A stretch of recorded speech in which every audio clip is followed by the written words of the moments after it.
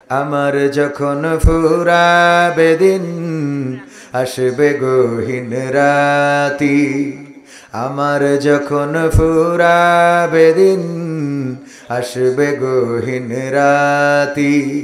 থেকো আল্লাহ এ জীবনে, থেকো আল্লাহ এ জীবনে হয়ে চির সাথী, আসবে গহীন রাতি।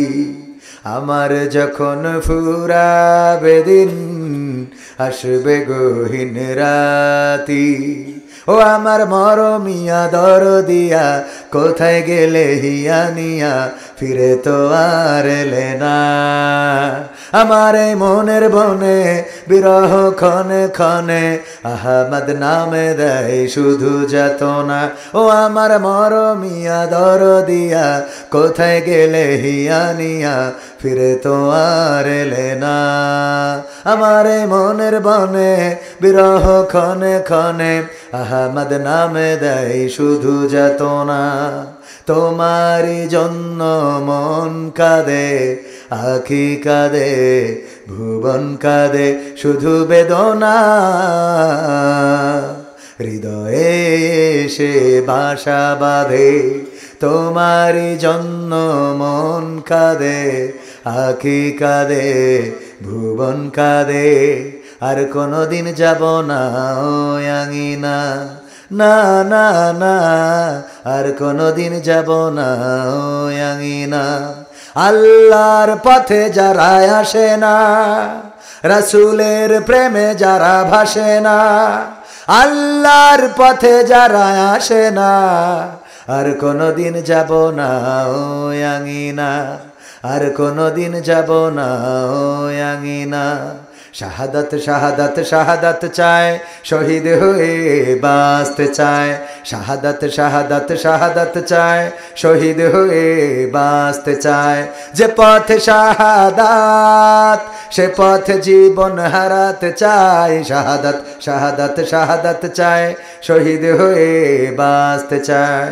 আমাকে শহীদ করে সেই মিছিলে শামিল করে নিও, যেই মিছিলের নেতা আমির হামজা, খুবাইব খাবাব, তোমার কাছে যারা অতি প্রিয়, শামিল করে নিও।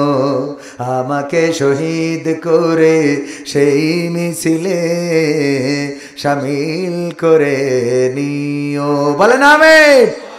কতগুলো গান তারেক মুনার ভাইয়ের শোনাইলাম, এই গানগুলো তারেক মুনার ভাইও এখন গায় না। তার মানে বোঝেন কত চর্চা করেছি আগে, বোঝা যায়। আরো শোনাইতে পারবো, 100টা শোনাইতে পারবো প্রায়, ইনশাআল্লাহ কম বেশি। তো আল্লামা তারেক মনোয়ার সাহেব মুহতারাম ওস্তাদজি, উনি কিছুক্ষণের মধ্যেই আমাদের মধ্যে চলে আসবেন ইনশাআল্লাহ। উনি আলোচনা করছেন আর এক জায়গায়, আপনাদের পাবনাতেই। স্টেজ থেকে নামার কথা 12টার দিকে, প্লাস মাইনাস হয়তো হইতে পারে, তারপরে এখানে আসবেন। তো উনি আসা পর্যন্ত আমি আপনাদের মাঝে কথা বলতে চাই। শুনতে রাজি আছেন আপনারা? শোনা যাবে ইনশাআল্লাহ? না শুনে করবেন কি? উনি না আসলে তো এখন শোনা ছাড়া উপায়ই নাই, ঠিক না? এখন ইচ্ছা করলেও শুনতে হবে, ইচ্ছা না করলেও শুনতে হবে, ঠিক না বেঠে? ইচ্ছা হইলেও শুনবেন, না হইলেও শুনবেন। এইরকম দ্বিতীয় বক্তা হইতে পারলে এটার যে কি শান্তি, সেটা বক্তারাই বোঝে। কারা বোঝে? বক্তারা। কারণ আপনারা এখন বসে থাকবেন আল্লামা তারেক মনোয়ার সাহেবের জন্যে। আমি যত কথাই যদি মানে সিলেবাসের বাইরেও বলি, তাও শোনা ছাড়া উপায় নাই, ঠিক না? শোনা ছাড়া উপায় নাই। তো যাই হোক, স্টেজে আছেন গণ্যমান্য ব্যক্তিবর্গ, আমার সামনে উপবিষ্ট দিনদার ইমানদার মুসলমান ভাই বাবাজিরা, পর্দার অন্তরালে আমার রত্না গর্ভা মা এবং বোনেরা, মাইকের আওয়াজ যারা শুনছেন, পাবনার আমার প্রাণ প্রিয় ভালোবাসার মানুষ, আমার যুবকেরা, তরুণেরা, কিশোরেরা, সবাইকে অন্তরস্থল থেকে আনুষ্ঠানিকভাবে সালাম জানাচ্ছি। আসসালামু আলাইকুম রহমতুল্লাহি ওয়া বারাকাতুহু। আমরা আল্লাহর শুকরিয়া আদায় করছি যে মহান রব দয়া করে মায়া করে আমাদেরকে মানুষ হিসাবে সৃষ্টি করেছেন, আজ পর্যন্ত বাঁচিয়ে রেখেছেন এবং সুস্থ রেখে এই মাহফিলে এনে দিয়েছেন। সেই রবের শুকরিয়া আদায় করে বলছি আলহামদুলিল্লাহ, আমরা যেই সময় এখানে উপস্থিত আছি সেই সময় একটু যদি চিন্তা করেন বুঝতে পারবেন অনেকেই হাসপাতালের বিছানায় আছে না নাই, অনেকেই জেলখানায় আছে না নাই।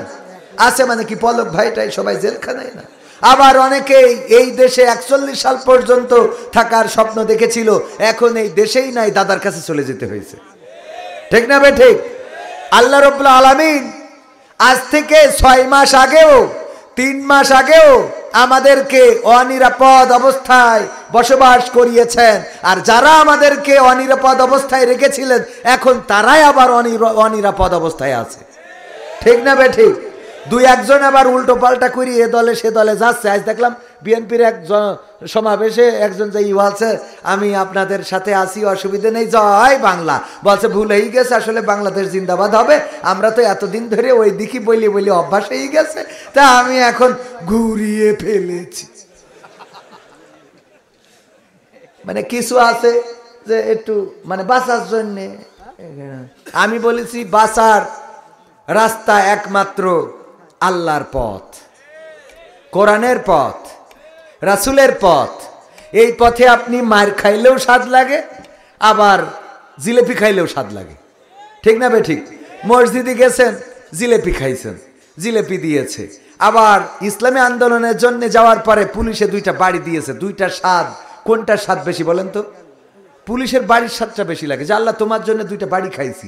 পরকালের ময়দানে যদি বলো কি নেক আমল আছে, আল্লাহ দেখো মসজিদে জিলেপি খাইছিলাম, ওইটা তো একজন মিলাদ পড়াইয়ে দিছিল, কিন্তু আমি ইসলামী আন্দোলনের জন্য যে আমার পিছনটা লাল করে দিছিল বর্তমান আগের সময়ের পুলিশজন। কি জন? আগের সময়ের পুলিশ। ওরা তো সব আল্লাহ আল্লাহ। পীর সাহেব এখন কয় কি কয়, আমরাও নির্যাতিত ছিলাম। ওরাও নির্যাতিত। তোরা আমাদের মারিয়ে মারিয়ে ঢুকলি, এখন তোরাও নির্যাতিত। ভাই তোদের কথা মিছে কথা কষে, মিছে কথা বলছি, বিশ্বাস না করলে আমার কি করার আছে? বলছে বলছি তো মিছে কথা, বিশ্বাস না করলে কি করব? এই না এমন একটা বাহিনী তৈরি করে ফেলেছিল, যে বাহিনী আল্লাহ মাফ করুক যারা ছিল সেই সময় এতটাই কুলাঙ্গার ছিল যে আমার আবু সাইদ বুক পেতে দিয়েছে। সে তো কারো না কারো ভাই, কারো না কারো সন্তান, কারো না কারো কলিজার টুকরা, কারো না কারো ভাতিজা, কারো না কারো আপনজন। তার বুকের পরে গুলি চালাইতেই হবে। আবার বুক গুলি চালাইয়ে স্বরাষ্ট্রমন্ত্রীকে দেখায়, কয় দেখেন স্যার একটারে মারি হেইডাই মরে, বাকিটা মরে না। কুলাঙ্গার। কি গার? কি গার? এই পুলিশগুলো ফুটেজ দেখে দেখে তাদেরকে আইনের আওতায় নিয়ে এসে জনসম্মুখে ঝুলানো দরকার। বলেন ঠিক কিনা? ইতিহাস করে রাখা দরকার। আমার দেশের আলেম ওলামা, এই পাবনার মাটি সাক্ষী মতিউর রহমান নিজামী রাহিমাহুল্লাহ, তাকে অন্যায়ভাবে শহীদ করা হয়েছে। আজকেও তার 10 লাখ অস্ত্র মামলা থেকে খালাস দেওয়া হয়েছে। এই সোনার মানুষকে যারা ফাঁসিতে ঝুলিয়েছে তাদের জনসম্মুখে ঝুলানো লাগবে।